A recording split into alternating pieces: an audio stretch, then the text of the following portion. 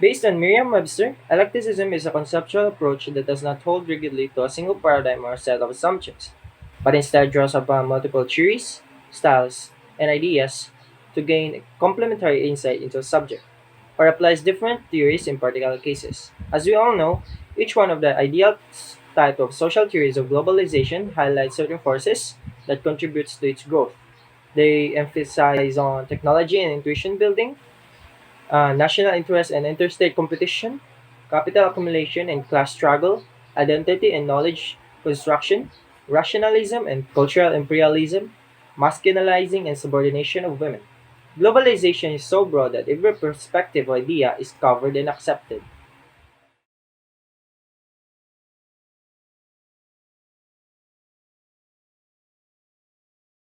In the 2nd century BCE, a remarkable tendency towards eclecticism began to manifest itself.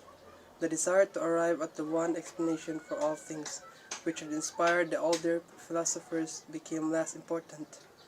Philosophers began to doubt that any such explanation was fully attainable.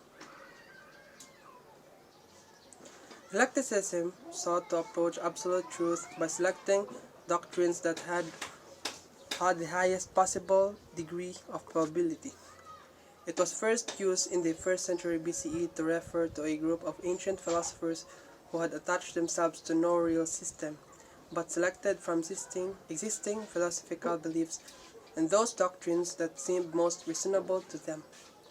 One of the earliest eclecticism was the Stoic Panaetius, followed by Posidonius, and the new academics Carneades and Fellow of Larissa. Among the Romans, Cicero was thoroughly eclectic, uniting the peripatetic, Stoic, and new academic doctrines. Other Roman eclectics were Marcus Terentius, Varro, and Seneca. In the late period of Greek philosophy, there appeared an eclectic system consisting of a compromise between of Neo-Pythagoreans and various politic sects. Neo-Platonism, the last product of Greek speculation, sought to establish correct relationships between God and humans through a fusion of Greek philosophy with Eastern religion.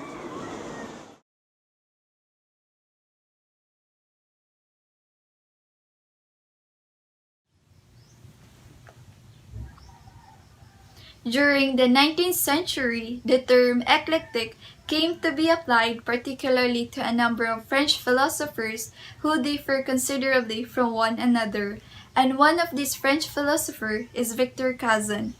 Beginning as a sensualist, Victor Cousin was drawn by the teaching of Royer Collard to seek a foundation for metaphysical, moral, and religious truth in the Scottish school. When this failed him, he began to examine the current philosophical ideas influenced by Maine de Biran, whom we call the greatest metaphysician of our time. He was also influenced by the writings of Kant and by personal intercourse with Schelling and Hegel. He then turned to the works of Plato, Plotinus, and Proclus, and then returned to Descartes and Leibniz. Finally, he arrived at the conclusion that the successive philosophical systems elaborated through the ages of history represented the full development of human thought, and that the complete truth could be found in a system which used common sense to collate the fragmentary thoughts expressed by the different thinkers and schools of all ages. He identified four great systems which he believed expressed and summarized the whole development of human speculation, which are the sensuism, idealism, skepticism, and mysticism. Each contain a part of the truth, but none possess the whole truth exclusively. He asserted that each system is not false, but incomplete, and in reuniting all incomplete systems, we must have a complete philosophy adequate to the totality of consciousness. Eclecticism gained great popularity in France, and partly owing to Cassin's position as Minister of Public Instruction, became the standard system in French schools, where it inspired the study of history, of philosophy.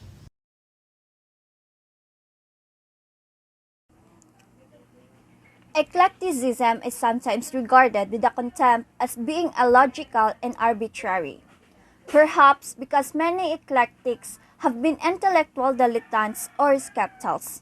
However, eclecticism is rooted in a refusal to blindly accept one set of ideas as true, combined with a determination to recognize and select from all sources that those elements which are most likely to be true or most effective in practical matters. It is therefore a sound philosophical method. So, eclecticism can be inelegant, and eclectics are sometimes criticized for lack of consistency in their thinking. But it is common in many fields of study.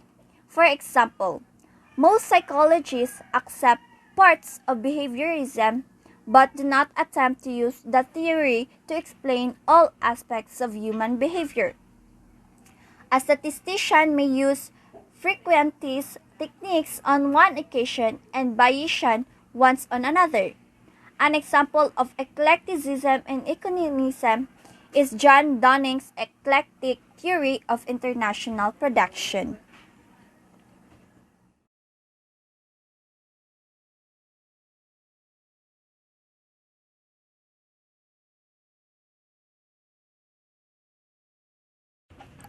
The term eclecticism is also used to describe the combination in a single work of elements from different historical styles, chiefly in architecture and by implication in the fine and decorative arts.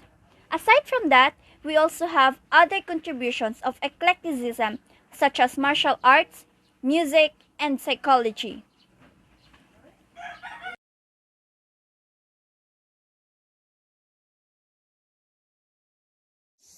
Some martial arts can be described as eclectic in the sense that they borrow techniques from a wide variety of other arts.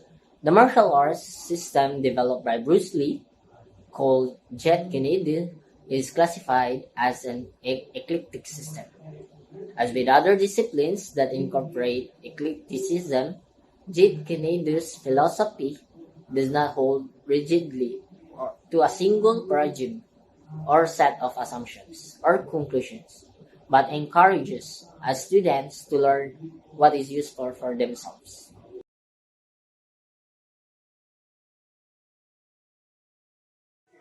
Music. Eclecticism is also known as new popular music stream in the house scenes that Dutch DJs like Don Diablo, Gregor Salto, and Eric E are active in this music. Eclecticism is popular among experimental musicians like Alex Rose, Evere, Tom Waits, and Les Claypool.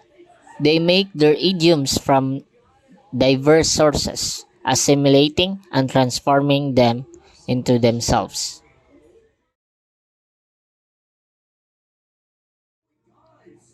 Psychology.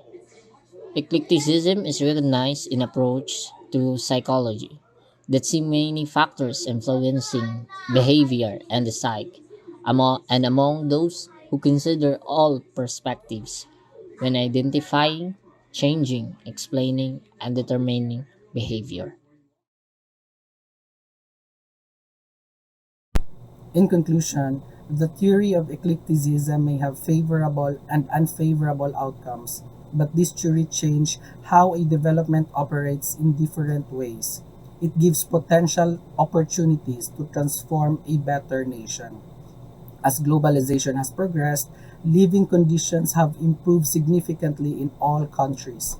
However, the strongest gains have been made by the advanced countries and only some of the developing countries. But through this theory, we will discover better opportunities, more options, and strategies to innovate and grow faster. It could be an efficient and effective strategies to develop a less industrialized country. The theory of eclecticism opens the way to increase the interconnection between two or more countries. It made a greater opportunity to connect to the larger market around the globe. This theory will lead us to economic growth and help people in both developing and already developed countries live better on less money and obtain better quality service.